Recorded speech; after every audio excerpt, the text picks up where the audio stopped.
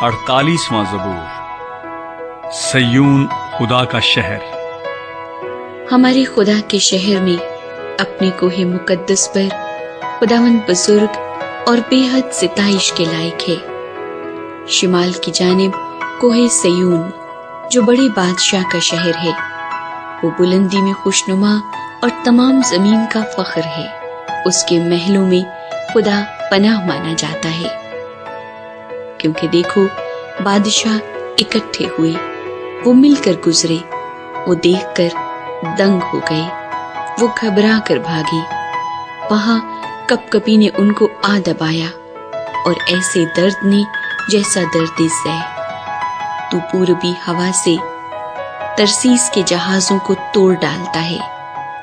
لشکروں کے خداوند کے شہر میں، یعنی اپنے خدا کے شہر میں، جیسا ہم نے سنا تھا ویسا ہی ہم نے دیکھا۔ خدا اسے ہمیشہ برقرار رکھے گا۔ اے خدا، تیری ہیکل کے اندر ہم نے تیری شفقت پر غور کیا ہے۔ اے خدا، جیسا تیرا نام ہے ویسی ہی تیری ستائش زمین کی انتہا تک ہے۔ تیرا داہنا ہاتھ صداقت سے معمور ہے۔ تیرے احکام کے سبب سے کوہ سیون شادمان ہو، یہودا کی بیٹیاں خوشی منائیں۔